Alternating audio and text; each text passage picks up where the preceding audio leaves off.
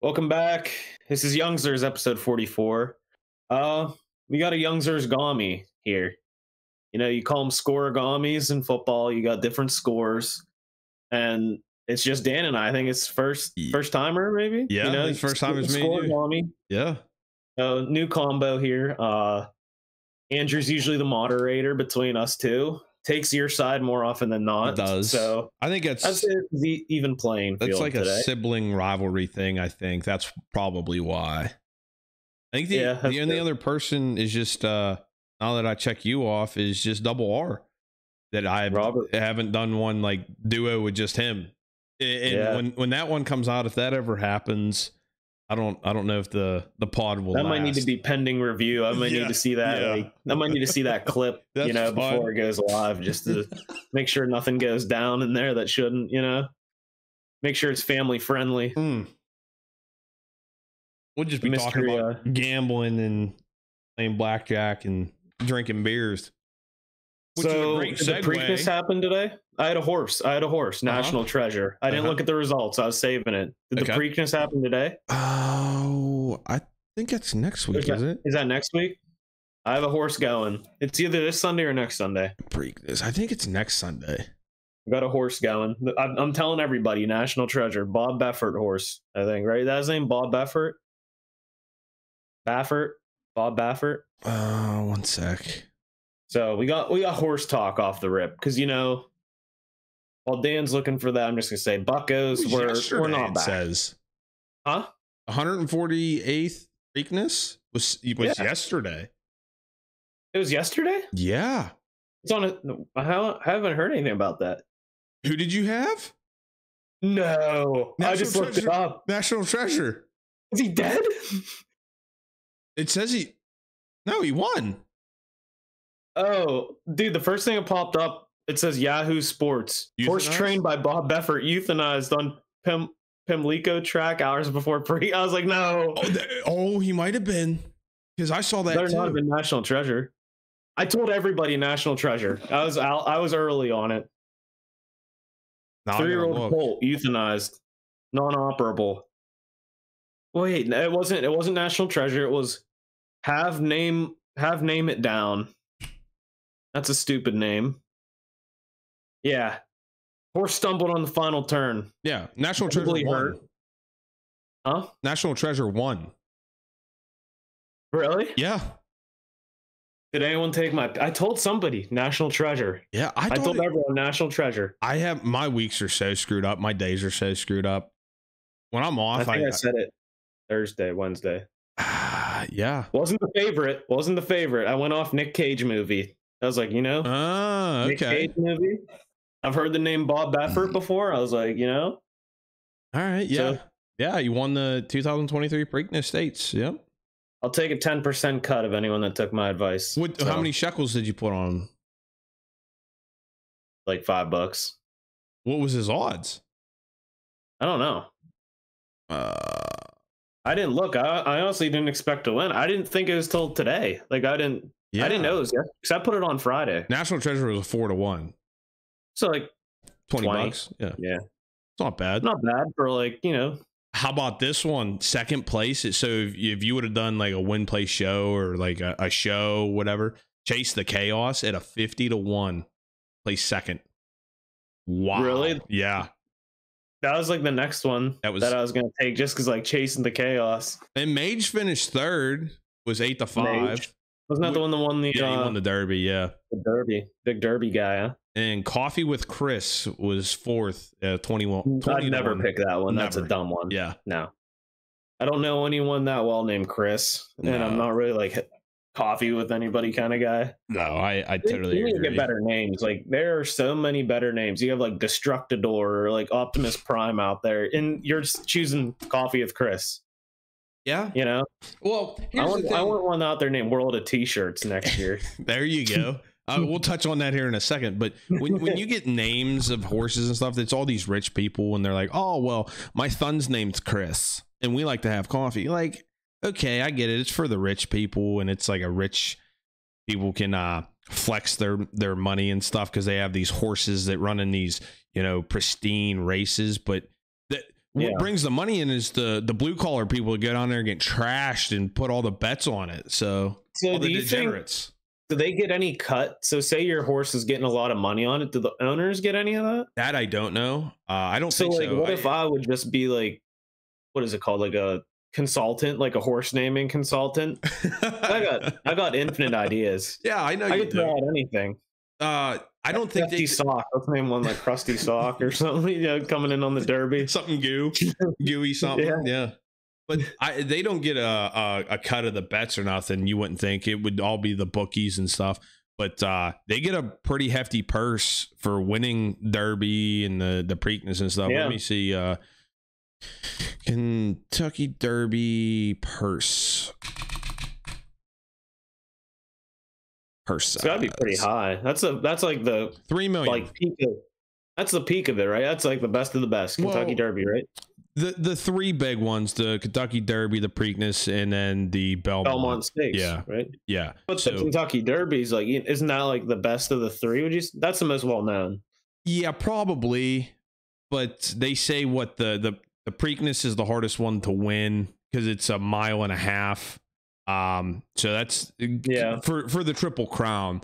That's the hardest one to win. I'm pretty sure. Let me see what so going off like the top of my head in rationality though, I'd say maybe the reason why the Kentucky Derby is like the top of the top is because people can just go and dress stupid. It's more of like a social affair. Maybe it's not maybe actually the best rate, or it might not be the best horse race. It just might have everything around it. Like, you know, people putting those big stupid hats with like fruit all over it. Or like, you know, you got old Joe Schmo with his neon green tie and his like plaid brown, like stained pants that look like someone painted them on them. Yeah. It's kind of like in NASCAR, the Daytona 500 is the biggest race of the season. And that's their first race. They say it's the Super Bowl, the World Series, whatever of NASCAR. And it's their first race. It's their highest pursing race. And then they have some quirky traditions as well at that one. Yeah. The next biggest one would be probably Talladega, because both of those are humongous tracks. They're massive tracks. So I was there last year, Daytona, or 2 years ago. I was at Daytona, not at the race. I was just like at the track. Okay. It's huge. Yeah, it's massive. It's like 2 miles. How many miles is it around? Daytona. It has to be like 3, maybe 2 or 3. I'm not good with distances. I remember I used to know like all of them because I was huge, and it's 2.5 miles. Just like it was just crazy big. Like you wouldn't even imagine. Like just they have all the stands on one side. Like how many people would be in those stands? Yeah. It's just crazy. Like it's way bigger than you think. Like a racetrack would be. And they say like you've seen like tailgates for sporting events, you know. If you go to a lot of people like to say Penn State has big tailgates, West Virginia has big. You go to Talladega for a race weekend, that's all it is a giant party. Yeah. It's like Mardi Gras, but at a race. It's crazy. I think that's why colleges have like the advantage. You know, you hear like about those West Virginias, Penn State. Like, what do you think about though? Like, what else is around there? It's easy to get there because no one else is really there. Yeah. So say West Virginia, that's all they have is West Virginia football. You know, that's like, why they're even big on basketball there, but not as big as football. Yeah. And you know, West Virginia is not even like a top program too often anymore. Yeah. Back in the early 2000s, they were. But you hear about, like, if you talk to anybody who went to West Virginia, they would drive up to Pittsburgh and come down to the South Side to party certain times of the year, because that's the closest thing they have. There's nothing in West Virginia. Really anything professional, yeah. You know, not only that, like there's not much down in Florida down there. No, yeah. Like in Daytona, you're basically right between Jacksonville and Orlando, right? Yeah. So what do they really got in that little area? Nothing, just beach and then, you know, racing, and racing. Same. That's why SEC football, or, you know, like, what is it? Not Big 12, maybe like Oklahoma and all those guys. Big 12. That's why it's big there. What else is in Oklahoma? What else is in, like, you know? Yeah, you're not wrong. We're in the middle of Arkansas. Now Alabama. I could segue into something off of that. Is there's rumblings that the ACC is going to dissolve. And I can see it. Since we are a sports podcast, why not get into that for a second? If the ACC dissolves, because they're talking The SEC is going to poach Miami, Florida State, Clemson, the big three that I heard. Mm-hmm. And then a few teams are going to go to the Big Ten. Well, a lot of people are saying the Big Ten doesn't want any more teams. You got to get like 4 more, right? You got to have like an even 4. Isn't it like 16 right now with UCLA and USC? Or would they need 1 more maybe? I think I was here in Washington. 1. But here's the thing. So you're going to have 3 power conferences, right? Or, well, you're going to have 2 mega conferences. And you're going to want to be in one of those too. Like, you're going to want to be in the Big Ten or the SEC. As a Pitt fan, Pitt kind of feels like they're going to be the odd team out here.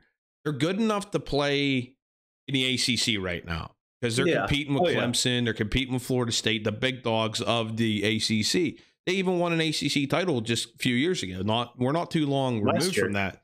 It was 2 years ago. Now. Oh yeah. So, 2 seasons, like 1 year. Yeah. My thing is, I would like to see Pitt go to the Big Ten, but I don't know. They get lost in the fold, you know. Well, look at Penn State already, because then you got Michigan, Ohio State, the big dogs are there. Yeah, Penn State, I'm going to say they're a tier down. Correct? You would agree with me. They're like second tier, you know, right. Like you have the S tier and the A tier, or like A, B, you know. So this Pitt, that would probably be their best fit. But I don't see them going to the SEC for sure, because they're already a mega conference to begin with. But then you think about travel and stuff, because USC, UCLA, and what's going to happen with Cal. But the thing is, it's like Penn State's farther away than most of those, you know, most of those schools. Correct. But I think Penn State, I guess, if you have traveling fans, you know, maybe they'd be more spread out than Pitt. But here's the thing. That's kind of like Schrodinger's conference, you know, Schrodinger's box. Yeah. You ever hear that little science term? You know what Schrodinger's box is? You have to refresh my memory here. Okay. Well, I don't know if this is the right term, but this is how I understand it. There's like an empty box, and I think it's either the cat's dead inside or it's not. But you never know unless you open the box. Okay. So there's like, you know, scenarios. Uh-huh. So like, I'm going to say it's kind of like Schrodinger's conference. Like, we don't know what would happen if Pitt would be in there. Yeah. So there's 2 things that I think could happen. It's either they get lost in the fold, kind of like they'd be a step below, like say SA, then maybe they'd be in that 3rd tier, or they could be in that A tier because it would draw more attention to the program. You know, you're in a bigger conference now. You're in like, you know, you're getting more recruits, more people want to play there because you're playing against the best of the best. Because say it or not, a lot of these, whenever these recruits are choosing schools, they're going to choose ones in better conferences because there's more eyes on them. You know, like if you have the talent and you're saying like, hey, I might get lost in the fold at Ohio State. Like, let me go to like Iowa, or like, let me go down to like Nebraska or Rutgers, all out once a year. And all these scouts are watching the guys from Ohio State, but say I have like a good ass game when I'm playing against Ohio State, you know, I'm getting some eyes on me. So, you know, there's benefits to each of those kind of scenarios. So I think it go either way. And to piggyback off that, you don't want to go to a program where you're not going to compete, not just by yourself, but I want to compete for conference championships. I want to compete for bigger bowls, better bowls, maybe national titles. I just don't know what is a good fit for Pitt, because if the 3 big teams that they're saying right now go to the SEC, and those are all 3 teams that you compete with in the ACC right now, I don't see how. Honestly, I'm a Florida State fan, but I don't see them competing in the SEC anytime soon. Miami, no, I don't see them competing. Those Winston years where it's like those once in a couple decades kind of thing. But Clemson, I see them competing in the SEC. I see that because they're always a competitive team. Dabo recruits very well, and they already have that in-state rivalry with South Carolina, so that kind of makes sense. And then you can start new rivalries because you're in the middle of SEC country. When you think of SEC, I think of Florida, Alabama, Georgia, South Carolina, up that East Coast. Mississippi State. Right? UNC is the other team that they were talking about, SEC. So they start getting up in. I can't see that. Like, I don't see UNC fitting there. I don't think they're just like. Those are the 4 teams. Yeah. I agree, but those are the 4 teams they were talking about, the SEC poaching from the ACC. And that's where I think Pitt kind of gets left out of the fold here because you got these two mega conferences getting made up, and you're on the outside looking in, and that's not good if you want to be a competing program and a program that's going to keep pumping out good recruits and bringing kids in and replenishing the pool. I don't know where they fit, and it's kind of, I wouldn't say I'm nervous. There's just too many unknowns. So where would you want to go as a Pitt fan? Like, I can't speak on this because I'm not a Pitt fan. I can't be like, oh, I'd want to see him here. Like, I'd say where I'd want to see him, but it'd be like, yeah, I want to see him in the Big Ten if you ask me, because then you spark up that rivalry with Penn State, your in-state rival, and then you play other teams. Like, I'd like to see him play Michigan State. Michigan, I wouldn't say Ohio State. I think they can hold their own against Michigan State and, you know, those kind of teams. Yeah, but you steal a win or two. You're not playing this, depending on if you're in the Big Ten, East or West. Yeah. Well, maybe you're not playing Michigan State every year. Maybe you're not playing Michigan every year. Maybe you're on, the other side of the bracket that Iowa wins every year because there's no one else over there. That's the other thing. Pitt was playing Iowa there. I think it was 3 years in a row. It was the 3 years or 4 years leading up right before they started that 3 games with Penn State, and they were whooping I think they up can hang in the West. I think so too. Iowa, Nebraska. Who else is out there? I'm not big on the Michigan State. No, Rutgers isn't. Is Michigan State in the West? I don't know. Because Wisconsin, maybe, because it's always like Wisconsin, Iowa. Yeah, because you got your 3 humongous teams, and I'll say Penn State's a humongous team on the 3 best teams in your conference are on the same side of their bracket or their division, if that's what you want to call it.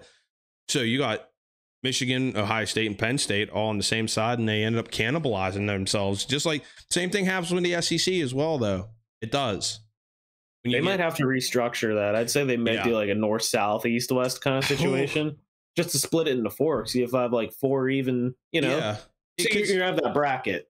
I think that's what they're gonna do, bracket style. It depends on how many teams you get in there, but then you play everybody in your, let's call them divisions once, and then you play one team out of every other division once, and that gives you 8 games. Let's say there's 16 teams. I don't know how many is going to be in the Big Ten, but that would make sense. You play everybody in your conference, your division of your conference once every year, and that's your set schedule. And then you play, 4 or 3 other games within conference, but other divisions, and then you get a couple non-conference games.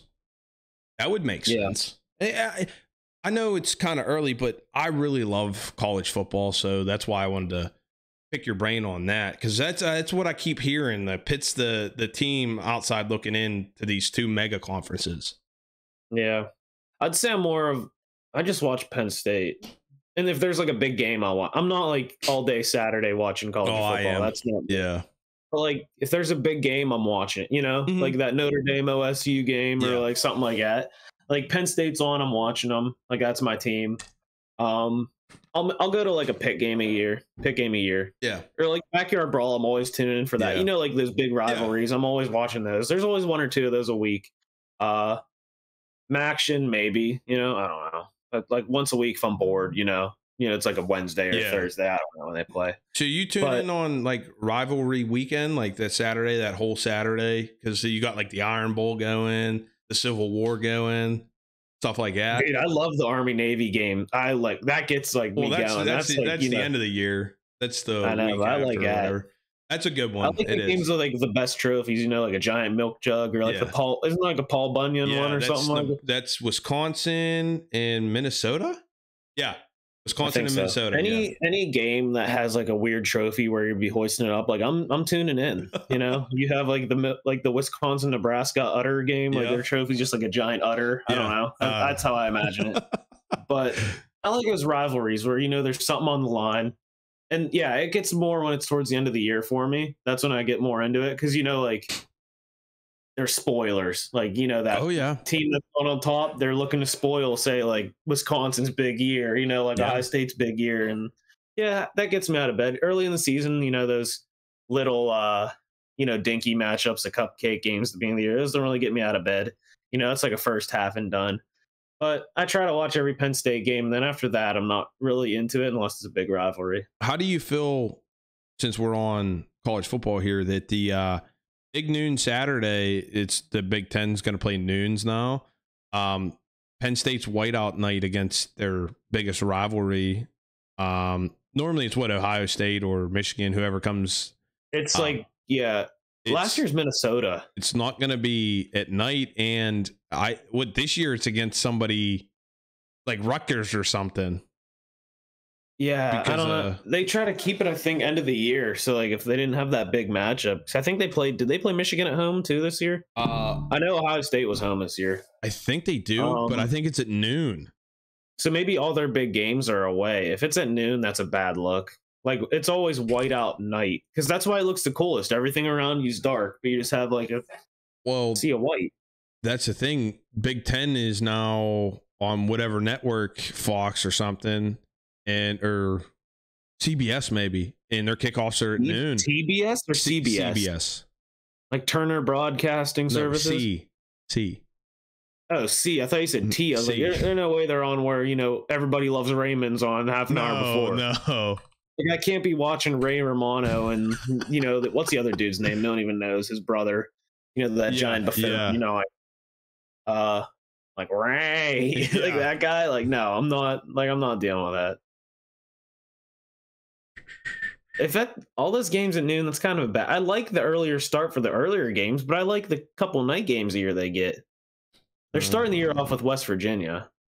Yeah, it says it's going to be Iowa on September 23rd for the annual whiteout game, which is CBS will carry as part of the new media rights with the Big Ten. CBS. What time is it? You said early?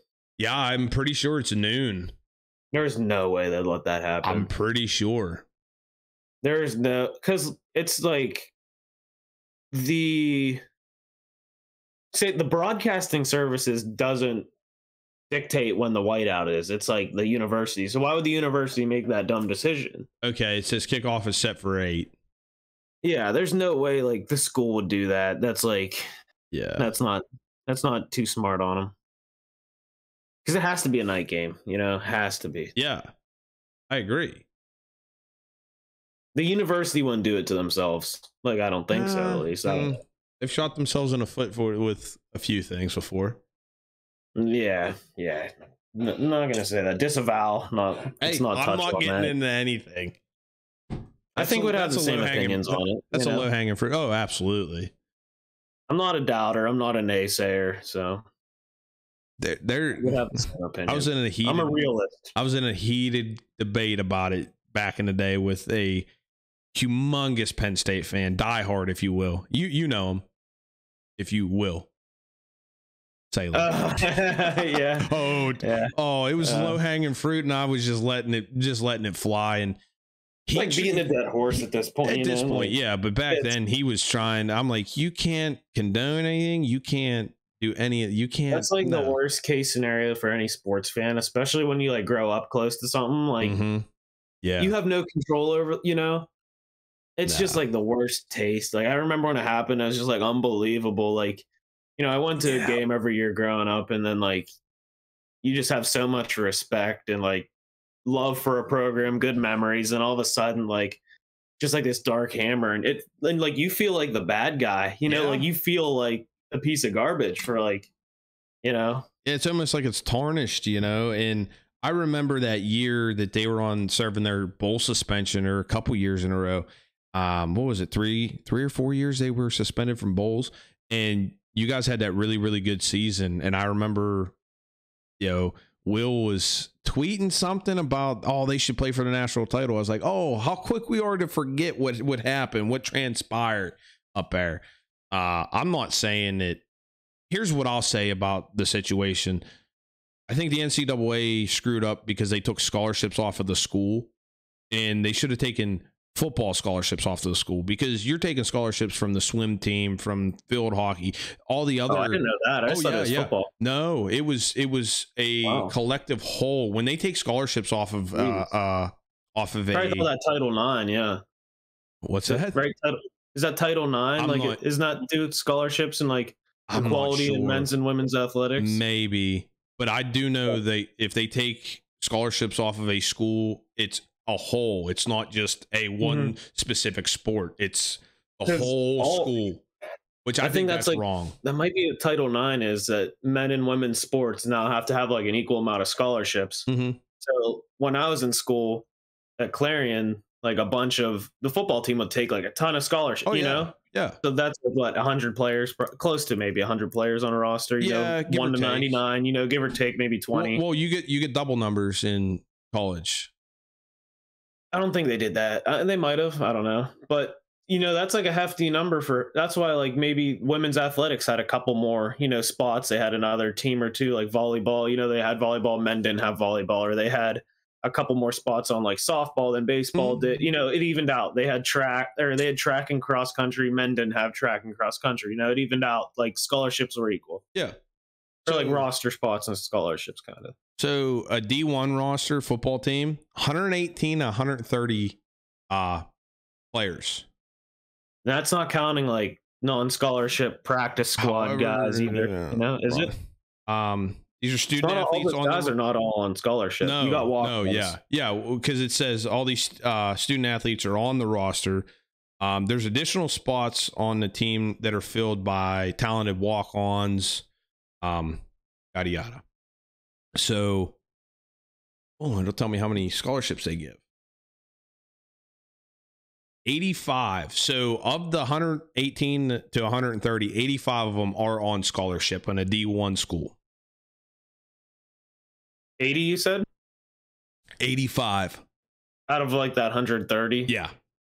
Okay, so that's like, say, give or take, not 70, 45, 40, you know, maybe percent. Mm-hmm. A little under half. Oh, it's over half that are scholarships. You said 70 out of 85 out of 118 and 130. Oh, I thought you said like 70 out of like 180. No, 100 or 85 out of 118 to 130. So okay, so that's like probably over 80%, right? Yeah, it's quite a few. Yeah, let's 70 to 85. I don't know. Yeah. I'm not math. We don't got the math guy on here today. yeah, it's your brother. Where is he? He probably won't be any better. He ain't feeling good. He was tired today. We got up and golfed at like 6 a.m. It's the best time to do it. We went to the Bucos game last night, and Bucos, Suckos, I don't know what you want to call them at this point. Yeah. Poor decisions by Sheldon. Let's get into Bucko talk. Okay. You know, touch on a few things. Sure. You want to hear a good story? Yeah. For the game? Lay it on me. This is Penn's Buckos talk here. I think I told you this already. Your brother did. So we're in PNC.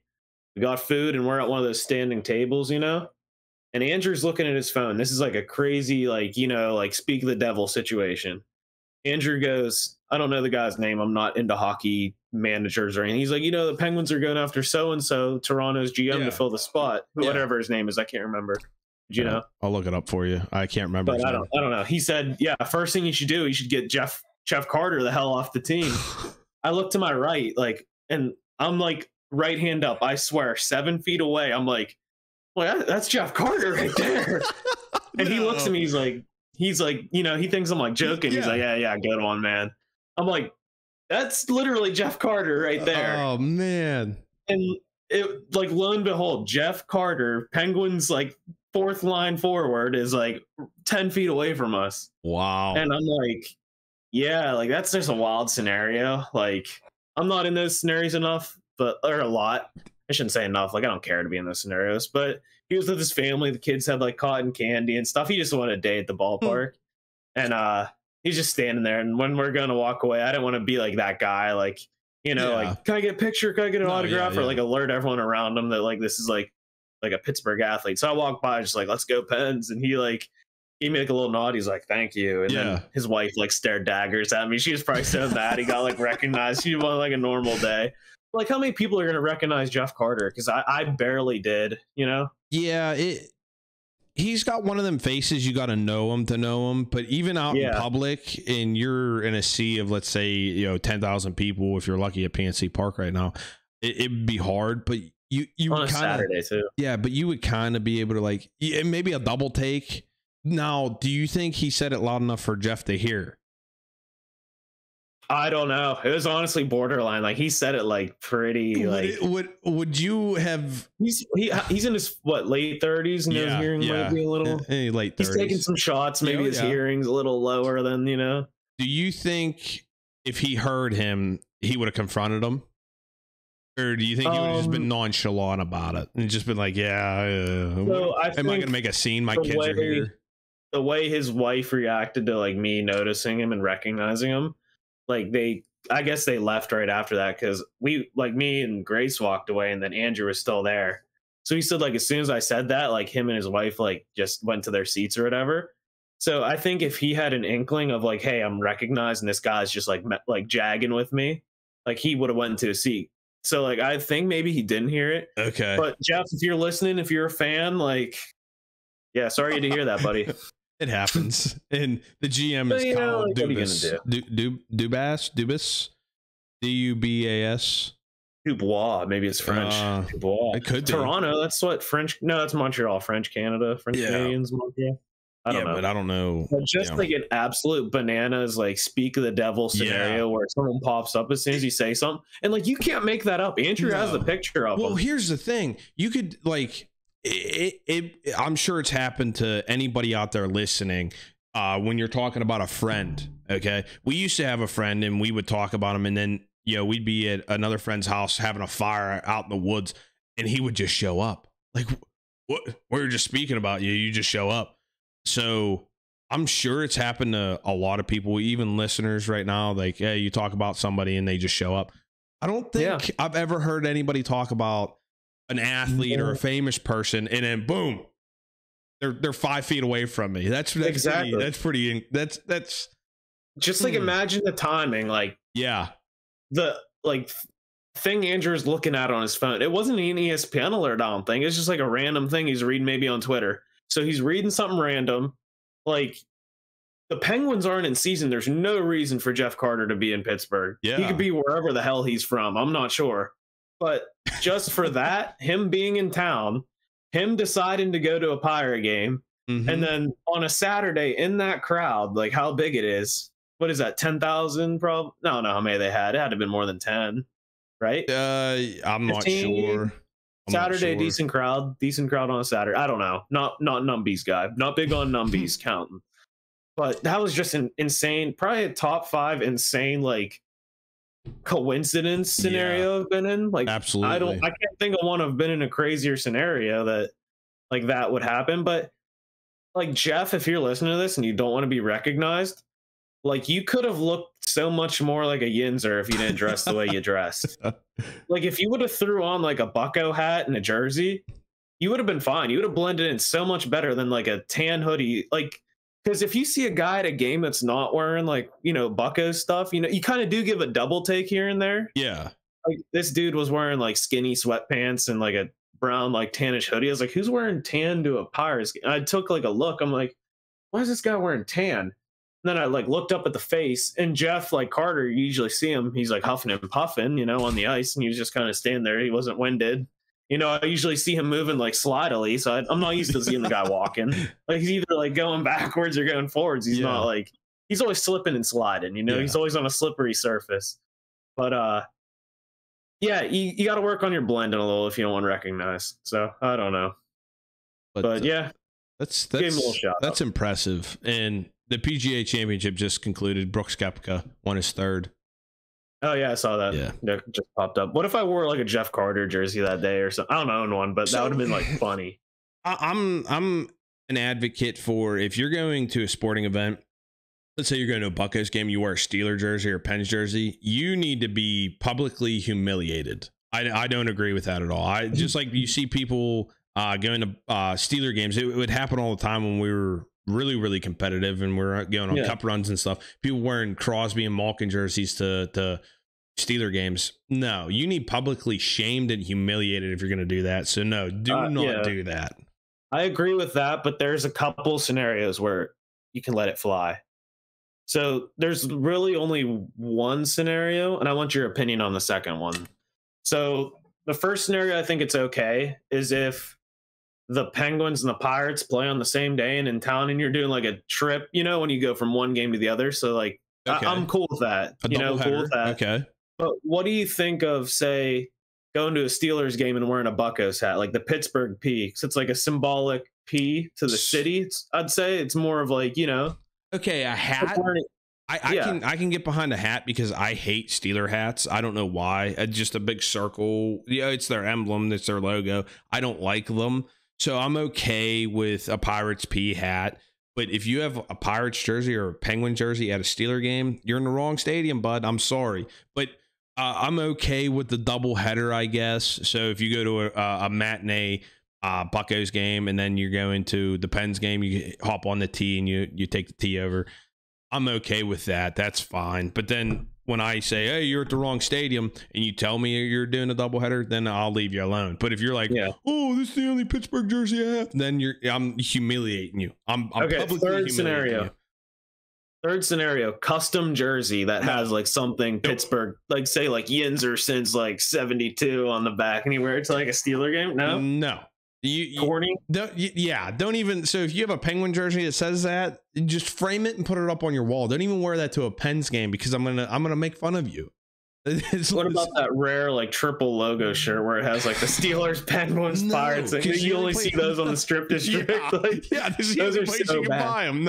No, do not. No. The amount of times I've seen that tattooed on random strangers is appalling. That is an ugly logo. That mashup needs to be retired. Yeah, I don't know. Yeah, it doesn't belong. I'm sorry. Just like you see it all. I see them all the time now. Is the Pens logo, but it's a skeleton penguin. No, it's a box hat. Like doesn't have like a box hat on it. I'm not sure. I just know I've seen. Now I got to look it up. I think it's like a Steel City brand shirt. I think I know. Is it wearing like a pillbox hat? Or is it like the actual Penguin logo? No, it's the actual Penguin logo. Like a hockey stick? Yeah, like the one behind you, but it's all skeletonized. It might be wearing a hat. If we're thinking of the same thing. I don't know. Like, look yours up, and then I'll kind of show you. I don't know. I think I know what you may be talking about. No, this one doesn't have a hat on, no. Okay, never mind. I know like the Penguins do that thing on Halloween where they change their like social media profiles. Yeah. It'll be a what mummy. I was thinking of. A mummy? Like that. Oh no, yeah. I've seen that one, but no, it's that's like what I was thinking you're talking about. It's full skeleton, It's a penguin skeleton. The feet? How's the whole that's weird. The head would work. I don't know about like the body. Like what do you do? Just have an oval? No, like it's 2 oval bones. Do you have a rib cage? It's got a rib cage. No way an actual penguin has a rib cage. There's no way the anatomy of a actual like penguin has a rib cage though. Now I gotta show you. You can't tell me like a real life penguin, They have rib cages. No way. Yeah. There's no chance that a penguin has a rib cage. Yes, it does. But this is what I'm talking about. Wait, there's no way. That's like titanium arm. You calling that a rib cage? Yeah, it's got a big breastplate. But this is the one I'm talking about. That's okay. That's a ugly logo. That pelvis is off-putting. I'm sorry. But yeah, you can't be given the Penguins logo birthing hips. Like that's not allowed. You need to send that home right now. I don't want to see that. Yeah, I've seen it tattooed on too many people. Sorry. Really? That's ugly. Yeah, they need to get that removed. Not a fan, but oh. So the Pens not the Pens. The Pirates are in shambles. The Jeff Carter curse is real, I guess. I don't know. The Drew Maggi. They haven't won since Jeff Carter's been in attendance, to my knowledge. Maggi. So they're still 24-22. They're over 500. They're doing better than I thought they'd been worse, right? At this point, right? They got a tough stretch coming up against the Rangers this week. The Rangers are just raking. They're playing up though. They're playing above their level, I think. Yeah, especially with the Grom going down too. I don't know how long he's out, but they could steal a couple. Are they in Pittsburgh for these next couple games? Or are they in? Yeah. Let me take a look. I'm pretty sure that might help. That might help. But will it though? Whenever you get 15,000 people at the game, and home turf, I just think's always give them the advantage on home turf. Tell that to the Boston Celtics. The Rangers are that tough. Rangers aren't that tough. Mariners really aren't that tough. Yeah, either it was Colorado and look what unless happened. Luis Castillo's pitching, like you might be in trouble. But the Giants, I'm not really, unless you're getting Logan Webb. Like I don't think the Giants are that crazy either. That's fair. Going into next week. That's going into next week. Yeah, but Rangers, I'd be like, whatever. You know, they can get hot. You know, they're hot. They're a hot team. Like they're playing hot. So there's so many. Here's what I'm thinking with the Bucos, and it's almost, I want to say, frustrating, and that's probably a good thing out of somebody like me to be frustrated about this team, because you see the ebbs and flows, right? And we talked about the ebbs and flows last week. The thing is, you get really good pitching and then your bats go dormant, and then you put together some good offense and your pitching is not I think the biggest problem right now is their offense. They're not hitting, they're not consistent, and that's terrible, because you're squandering these nice outings, these what do they call it? Quality starts by your starters, and you don't even have to use your bullpen, and you're not coming out on top on those, and that's not good. And then you have games where they're putting up 10 runs, 12 runs. It's one extreme to the other. What was it? They went on that, I don't know, 12-game slide and didn't have more than X amount of hits in, what was it? I think it was 8 hits. I think it was, 4, maybe 4 hits. I don't know. Whatever it was, it dated back to like 1901. It was a longer stretch. Like, you're going dormant at the plate, and you can't have that. And then come out and just explode on teams. I don't get it. Like,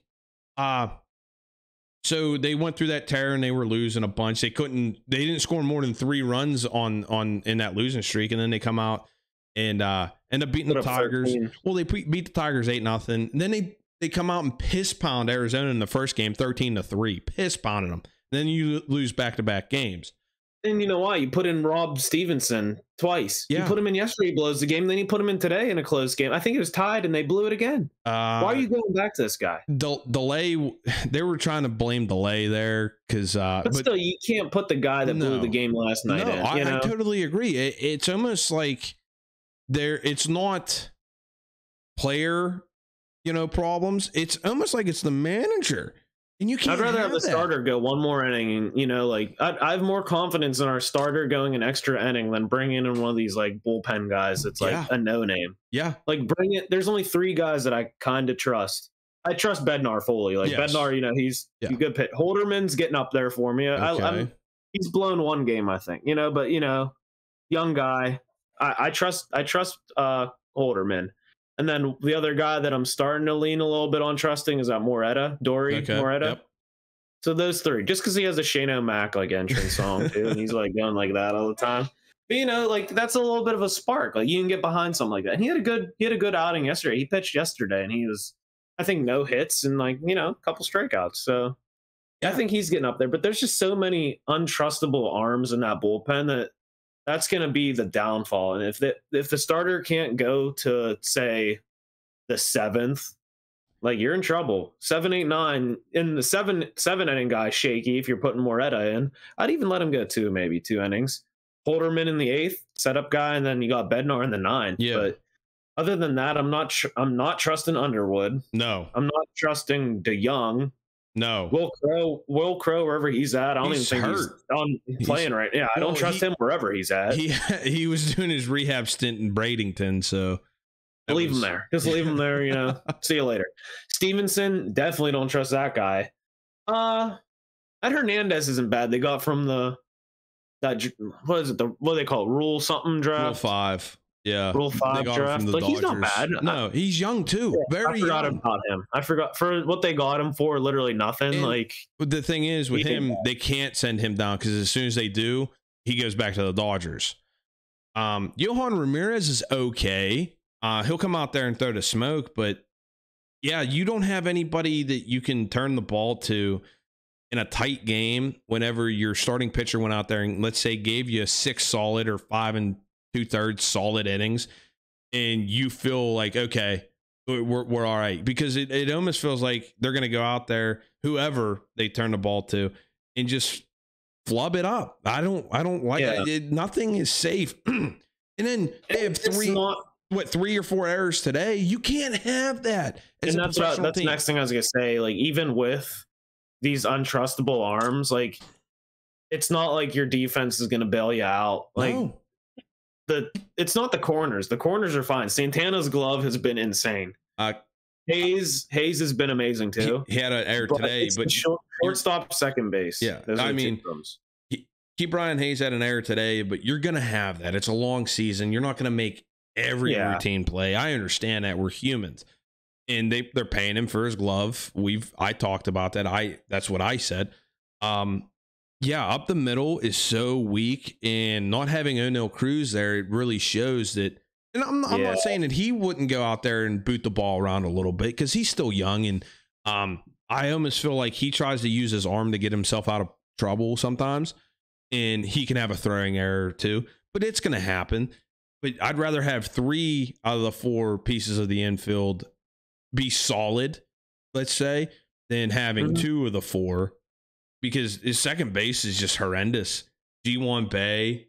I'd rather have Connor Joe in there, honestly. At least he's a bat. Like, what does Shelton have against Connor Joe? He's not playing him at all. I don't know. That's another thing. You could put him out in the outfield. I'm tired of who's that one guy they called up? Palacios? Yeah. What the hell? Horrible. I don't know. It's just like they're not putting their best lineup in. They call that cat up, but they won't call up Davis or the other one. Andy Rodriguez. Yeah. Both of them are, one of them's killing it in AAA, the other one's killing it in AA. And everyone says, it's becoming a running gag. Like, every time Hedges comes up, that you're just like, easy out. Like 140, he's batting 130, I think, at one point. It's just sad. Like, you should have to be putting out the best lineup. Like, I know you can sign as many players as you want, Bob Nutting, and like claim like, yeah, we're turning this around. Like, you know, we signed Reynolds to this giant deal. We got Hayes last year. We're doing more. Like, you know, Keller might be the next one, or, you know, Cruz, who knows? But the thing is, you can sign them all you want, but when you're not bringing guys up because it's going to be too expensive because you want to bring them up in like June or July, like, you know, it's just the same cat and pony show. Or what they call dog and pony. I'm changing. It's cat and pony now. It's cat and pony. I got you. So I don't know. But that's the thing, because by that time your team's already buried and you want to save a couple shekels, and I don't get her a couple years. Who cares about arbitration right now? The team was 20-8 in April. Call them guys up. You got a hot start. Let's keep it rolling. But, you know, want to save some money, want to save some years. I understand this team is probably a year ahead, but why not? Yeah, maybe 2. But why not, you know, pile on to that success that they're having early and see where it can go? Because then you could shock the whole league. Why not? Yeah. And the other thing is, like, you're giving these guys like Palacios a chance. And I think Marcano's had his cup of coffee, you know? Like, I don't know. I don't see Marcano being more than like a utility player that you put in every now and then. The way they're using Connor Joe now, like just plugging him in, like whenever, say, Reynolds or somebody needs a day off. But why not give these guys like Andy Rodriguez and Henry Davis at least a shot? If it's anything like hockey and what we've seen with the Penguins in sports, like halfway through the year when they bring in guys like, you know, Gensel, Rust, like that just injected so much more life into the season. And it's like kind of getting that second win in the year where like it just breathes more life into the team and they just go on another streak, or, you know, it makes that locker room a little more competitive because guys like Austin Hedges, who have people like Jason DeLay behind them. Like, how much heat is Jason DeLay putting on you? None. You know, Austin Hedges, he must have something on his phone of Derek Shelton that he keeps getting put in that lineup. I don't know. Maybe he has some picks or something from Derek Shelton he got. But to keep getting put into a major league lineup consistently, like batting like in the 130s, 140s, and then being told like the reason he's playing is he's some big defensive stopper. You know, I don't think his throwout percentage is anything that insane. And the stat they showed was he has like the lowest catcher ERA. Like, if your best stat when they bring you up to like bat is your catching ERA, that's not even you. That's the pitcher. Yeah. And that's not even you. So I was okay with when they did it with Jacob Stallings because his outs to assist percentage was the best in the league. He won a Gold Glove. And you understand that 1 through 9, you're going to have some weak spots at the plate, and it's going to happen. Yeah. I don't care. The only way it doesn't happen is they put 3 DHs in, right? And that's not going to happen. Some people all ban the DH, whatever. Well, it's here, and it lets pitchers just pitch, and it's on an automatic out. Mitch Keller step up to bat. I don't want to see Ronesy roll up with his Louisville slugger and just stand there and maybe take a cut and watch 2 others go by. Put down a bunt. No fun. Put yourself in harm's way trying to put down a bunt because you don't do it all the time. So but defensively, if your catcher is phenomenal, fine. But I don't think Austin Hedges is anything to write home about. And then you're batting 140 at the dish. That's even worse. So, like I said, I was okay with Jacob Stallings doing it and getting ran out there. Exactly. Exactly. He his putouts were the highest in the league. Like I said, his assists on putouts were the highest in the league. He won a Gold Glove when he was here that year. So, if Austin Hedges was like Jacob Stallings, then I wouldn't have a problem with it. But I have a problem with it because he's not. He's just not. I think do you think it's in part of? I think they paid him a lot of money, and they're just like embarrassed, maybe because isn't he making $5 million, and that's a decent bit for a ball player to begin with, let alone a catcher that gives you absolutely nothing when he's in the box. But even so, was expected to be some absolute shutdown catcher when he's just average at best. That might have something to play into it. Look at a lot of even the other organization down there on the North Shore. When they flub up, they don't like to admit it, bringing guys in and stuff. So but the Pirates aren't as proud as the Steelers. Let's be honest. That's true, but hey, we're paying this guy. It's just like if you buy a new washer and it doesn't, rinse the water out, doesn't wring the water out as well. Well, I'm gonna keep. Are we trying to fool ourselves? Saying, oh, it's still a good washer. It does the job. We just have to do this, and this. Afterwards. It almost feels like that. It really does. It's like getting a guard dog that welcomes everybody. Yeah. Buying this big Rottweiler with a spiked collar that foams from the mouth, but as soon as someone comes in to rob you, it just walks up and lays on your feet. He's just a teddy bear. Yeah. Here's the other thing I want to bring up. Do you think as Pirates fans we're gluttons for punishment? Do we love being bad? Is it getting to that point where we're it's just so fun to be bad and it's so fun to just say, hey, here we go again? As a fan, no. We're not, because I feel like some are. I feel like there's some fan, I'm getting that vibe. If you go down to the North Shore and let's say you pull 100 people, I'm sure you might get 10 people that say yes, so 10%. You're going to get 90 people to say no. It's not fun to lose. We don't like this. We're not looking forward to this. But the only problem is, as fans, we have no control over what they do. I think, and many have gone on record and said the owner loves losing. Yeah. He doesn't mind because he's still making money because, like you say, a sucker's born every second, right? There's some I've been one twice this year, or 3 times. There's some suckers that are going to go down to the North Shore, walk into PNC Park, and he's going to put the money in his pocket. It's simple as that. He's still going to make money. Opening days. I'll give you a slide on that. I'll give you a pass on that one. That's fine. Like me, I'm going to take the boys down one Sunday, and that's probably going to be it. Am I still excited? The game I went to was in the middle of the losing streak. They still had hype, and it was I like fireworks night. That's a good night. Yeah, Zambelli puts on a good show. I had no excuse for yesterday. 0. That's tapping my chest. That's on me. Yep. The only other pass you may give me is I really want to see a drone show. Those drone shows look absolutely sweet. I want to see a drone show.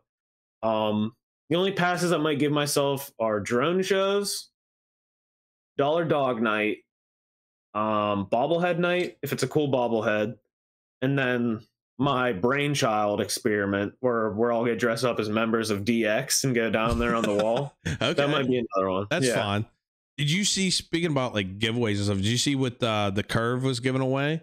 Mount Rushmore of curve players? No, who was it? I gotta look. Kutch is on there.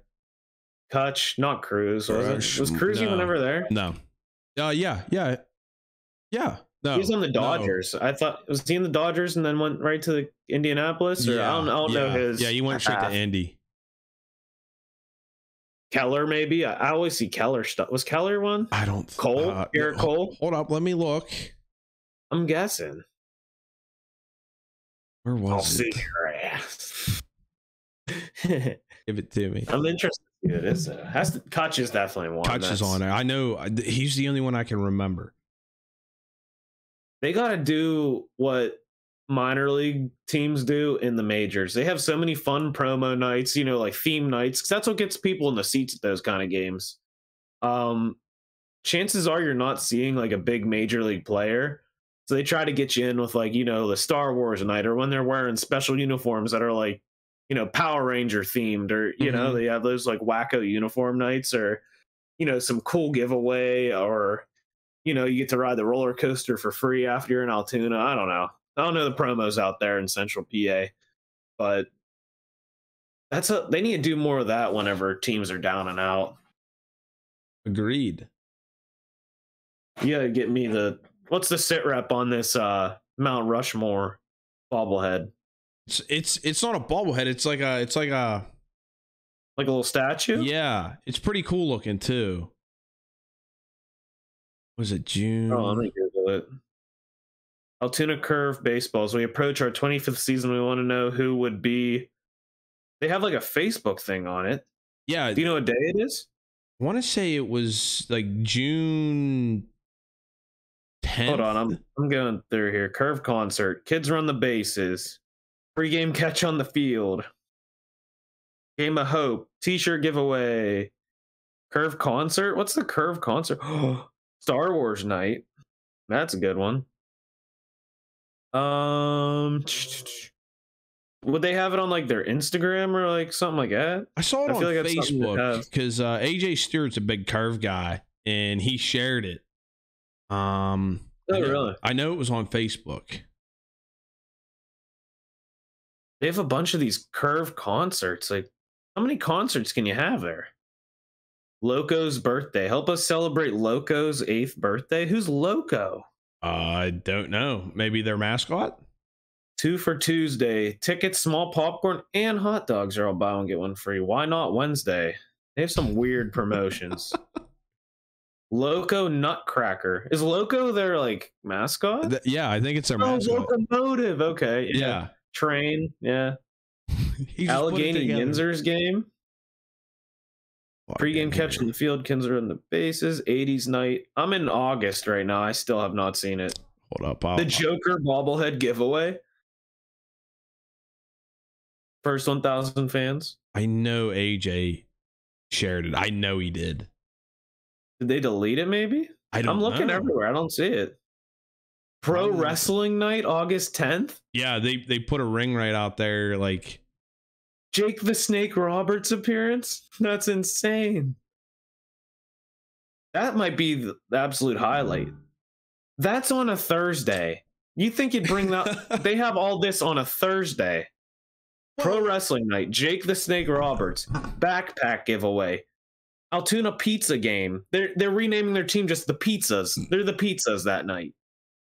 And then they're having Thursday and a concert. And that's on a Thursday. Like, how's that on a Thursday?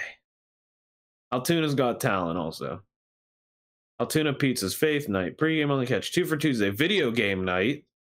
Why not Wednesday? Curve concert. Curve mascot. Mascot autograph poster. It's June 2nd. Mount Rushmore of Curve PA figurine giveaway. Friday, June 2nd. How did I miss that? I don't know. Let me get back. Oh, yeah. So they have Adam Hisdu? Yep. Bryce Bronson Arroyo. Yep. Kutch and Brad Eldred. Yep. I only recognize 2 names on there. Yep. Who are these other 2 guys? They might have got traded away. Players? I don't know. I don't know. Maybe a manager. I don't know. I couldn't tell you. I'm gonna Google Adam Hidzu. Adam Hydzu is American former professional baseball outfielder who played in Major League Baseball. He's 51 right now. He played for the Pirates. That's probably why I don't remember him. Except his debut was when I was 3 years old. Well, there you go. He played for 3 years on the Pirates. Then he went to the Red Sox. Then he went to the Padres. Then he went to the Rangers. And he was done by 2006. Why would you do that? Who's the other one? You spell it out. I lost my spot. I close it out here. I'll look it. Oh wait, I didn't close it out. Never mind. I'm good. Okay. So we know who Kutch is. We know who Eldred is. Bronson Arroyo. Let me look him up. Bronson Arroyo. Maybe he has to be like one of the American musician. The first thing, I'm not even kidding you, the first thing that pops up is American musician for this guy. He's a former professional baseball player and musician. He played in Major League Baseball for the Pirates between 2000 2002, Red Sox 2003 2005. And he is now a musician. What? And was Zach Duke there? Why wouldn't you put somebody like that on there? I don't know. His Wikipedia says early life, career, possible use of performance enhancing drugs, pitching style. There we go. Music. Yeah, Zach Duke was at the curve. Why don't you put him instead of this Joker? His debut album, Covering the Bases, included covers from Pearl Jam, Alice in Chains, Stone Temple Pilots, Foo Fighters, Incubus. He loves that grunge, huh?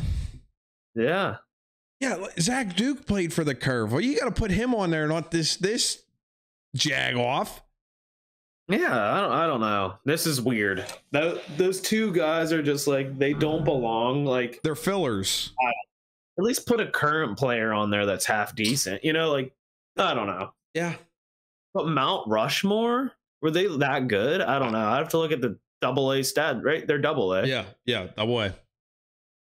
I'm blown away. I'm blown to pieces right now. This is a good way to, hey, let's just wind it down here. We're an hour. You want me to go through my injury list? Yeah, go ahead.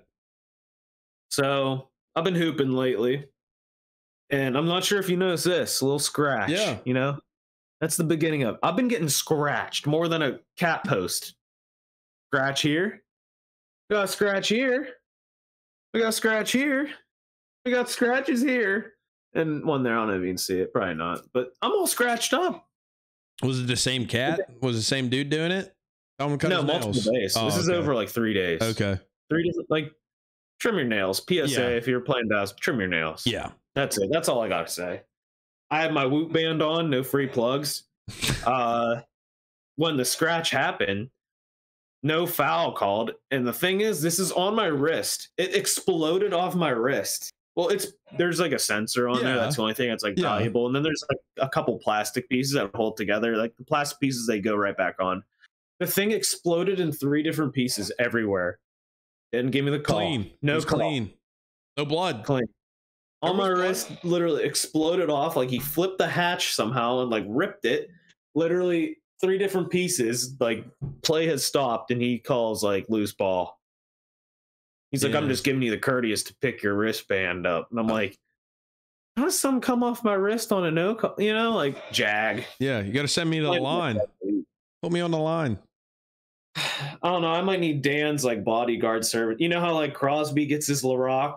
I might need my LaRock out there. I might need Dan and his handlebar. Like, you know, things are getting rough out there for me. I'm getting scratched up, like getting roughed up. Like a high school coach asked me when I was a senior, hey, you're a pretty big kid. You want to give me 5 fouls? I said no. Glory days. No, yep. You got 5, use them. Hey, that's what I was always told growing up. You got 5, use them. Coach Davies asked me, I was walking into his class, he's like, hey, want to give me 5 fouls this year? No, I'm good. I'm all right. You would have got your money's worth, though. Well, I even asked him because, like, Jimmy Dunn would be like, hey, oh, man, I hope I don't foul out because coach makes you run suicides or whatever. I was like, oh, okay. So I asked him, I was like, am I exempt if I give you 5 hard fouls from running at practice the next time and I foul out? And he said, no. I said, I'm good. It's not fouling out. It's a technical if you get teed up. Oh, well, I fouled out 2 games in one night before, so I'd have been running for days. Yeah, Jimmy Dunn told me you foul out, you're running. I'm like, I'm good, man. That's if you're teed up. I fouled out of the JV game and the varsity game in one night. That's impressive. That's impressive. You gave him 10. Like, that's one of my feats. I just think I fouled 10 times that day. Probably got away with a couple too. Yeah, you weren't nickel and diming 10 times in a night. Yeah, getting your money's worth. I think that might be a Whippeal record. I might hold a Whippeal record most fouls in a night. You might. Should I call him up? Be like, you got anyone in the record books? Yeah. But that's my kind of claim to fame, I guess. And meeting Jeff Carter in a weird scenario. But yeah, we got to add that to the Youngzers Wikipedia page that someone's probably brewing up. Yeah, I'm sure there's some dirt out there on us, huh? I hope. Probably. We can make one. Just make it say outlandish things. I love it. You're the internet guy. No, I'm not. I'm just a tech guy. Yeah, you're the tech guy. We got a memer. We got like a numbies guy, researcher kind. Yeah. I'm at the end of my wits here. Yeah, this didn't go as bad as I thought it would. You know, just the two of us. Just the two of us. Yeah. Yeah. What is it? Youngzersgami? Is that what we're calling it? Yeah. New combat? Yep. Who do you have left to just host with? Is you and Double R? Roberts. Yeah. I think that's like the hard combo to get, you and just Roberts, because he's kind of like the rare Pokemon when he comes around. You know, he's like the Exodia piece you're trying to get at the end, like that fifth Exodia piece. Oh, I thought you were talking like the third leg. Did you like that? Yeah. I've seen the uncensored version. Yeah. I don't want to see it again. That's fair. So we're going to get to Jags. Do you got a Jag? No, I don't have any Jags. I got one. It's a quickie. All right. Quick one. Playing golf today. Not a good tee shot. Hit it onto the other fairway.